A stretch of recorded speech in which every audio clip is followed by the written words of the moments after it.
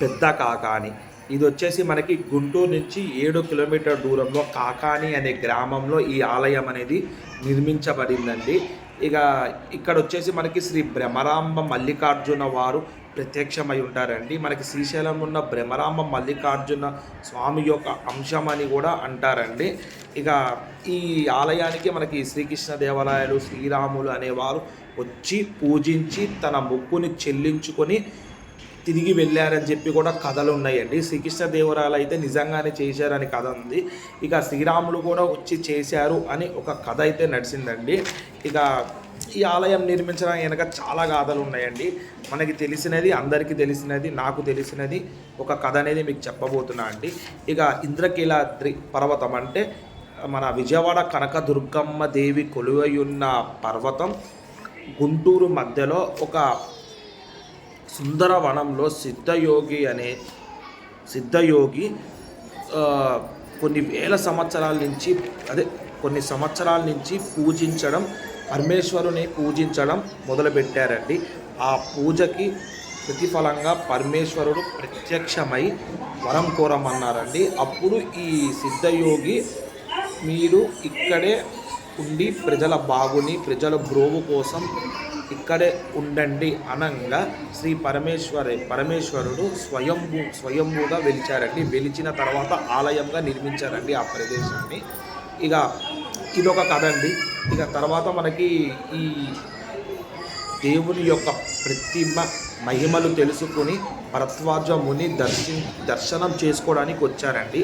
ఆ చేసుకున్న సమయంలో అక్కడ అందరితో కలిసి ఒక యజ్ఞం చేద్దాము అని యజ్ఞశాల మొదలుపెట్టారండి. ఆ యజ్ఞం అనేది సంపూర్ణం అయ్యే సమయంలో ఒక కాకి అనేది అక్కడికి వచ్చి దేవతలకు పెట్టిన పదార్థాలన్నీ తినడం కొనసాగింది.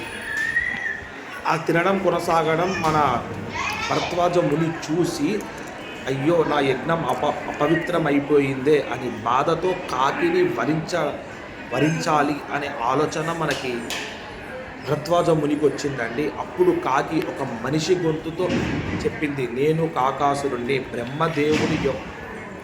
బ్రహ్మదేవుణ్ణి పూజించి మెప్పులు పొంది దేవతలకి పెట్టే పదార్థాలను తినే వరం అనేది నేను పొందాను.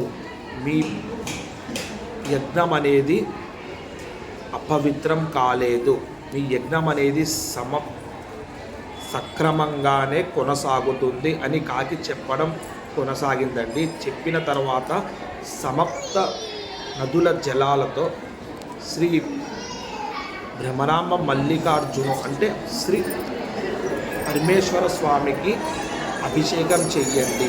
ఆ చేసిన నీళ్లను నా మీద జల్లుతే నేను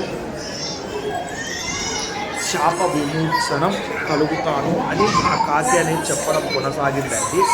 అలాగే మన ముని అనేది భరద్వాజ ముని అనేది అలాగే చేసి ఆ నీళ్ళని కాకి మీద జల్లగానే కాకి ఒక తెల్ల పక్షి రూపంలో మారిందండి. ఆ మహిమను చూసి మల్లెపూలతో మనకి లింగాన్ని అలంకరించారండి శ్రీ మన భరద్వాజ ముని గారు.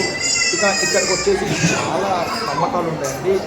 కొన్నిసార్లు పెళ్ళైతే అని చెప్పి కొంతమంది నమ్ముతారు, పిల్లలు పుడతారు అని కొంతమంది నమ్ముతారండి దర్శనం చేసుకున్నాక. ఇక్కడ వచ్చేసి మనకి ప్రతి శివరాత్రి చాలా మంచిగా ఉత్సవాలు అనేవి చేస్తారండి.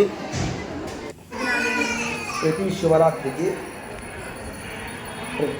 ప్రత్యక్ష పూజలు, ఆరుద్ర దర్శనం అనేవి ఇక అత్యంత వైభవంగా జరుగుతాయండి. శ్రీ మల్లికార్జున స్వామిని ఆరాధించడానికి ప్రతి శివరాత్రి అనే కాకుండా ప్రతిరోజు భక్తులు వేలాది సంఖ్యలో శ్రీ మల్లికార్జున స్వామిని దర్శించుకోవడానికి ఈ ప్రదేశానికి వస్తారండి. ఇక అది కాక ఇక్కడ పూజ వల్ల జరిగే ప్రయోజనాలు చూస్తే అండి, రాహుకేతు పూజ, సర్వదోష పూజలు మరియు ఇతర పూజలు చేయడం వలన దోషం అనేది తీరిపోతుంది, దోషం అనేది పోతుంది అని కూడా ఒక నమ్మకం అనేది ఉంది అండి ఇక్కడ పూజిస్తే. ఇంకా ఇంకొక విషయం ఏంటంటే, ఇక్కడ తూర్పు వైపున ఉన్న బావిలో అప్పుడు మనకి పవిత్రమైన నీళ్ళు అనేవి ఆ బావిలో ఉండగా ఆ బావిలో నుంచి ఒక గ్లాసు నీళ్ళు అనేవి తాగితే మన ఆరోగ్యం బాగుంటుంది. అలాగే మన దగ్గర ఉన్న చెడు ఆలోచనలు అన్నీ పోతాయి. అలాగే మనకి పరమేశ్వరుని యొక్క కృప కృప అనేది మన మీద ఉంటుంది అని చెప్పి కూడా ఒక నమ్మకం అనేది ఉన్నదండి. ఆ బావి నీళ్ళు తాగడం వలన ఇదండి ఈ టెంపుల్ యొక్క హిస్టరీ అండి. నాకు తెలిసినంత వరకు నాకు తెలిసిన కొన్ని తెలుగు వర్డ్స్తో మన సాంస్క్రిట్ హిస్టారికల్ వర్డ్స్తో చెప్పానండి. ఇక మీకు ఈ వీడియో కనుక నచ్చుతాయండి, లైక్ చేయండి, షేర్ చేయండి. అలాగే మీకు ఇలా హిస్టారికల్ టెంపుల్స్ గురించి, మీకు తెలవని టెంపుల్స్ గురించి ఏమన్నా తెలుసుకోవాలనుకుంటే కమెంట్ బాక్స్లో మెన్షన్ చేయండి అండి. ఇప్పటి నుంచి వారానికి ఒక వీడియో అని ఇలా హిస్టారికల్ టెంపుల్స్ మీద చెప్తానండి. నాకు తెలిసినంత వరకు చెప్తానండి. 100% చెప్పకపోతే ఒక 50 to 60% చెప్పేది ప్రతి ఒక్కటి కరెక్ట్ ఉంటుందండి. దట్స్ ఇట్ అండి ఈరోజుకి.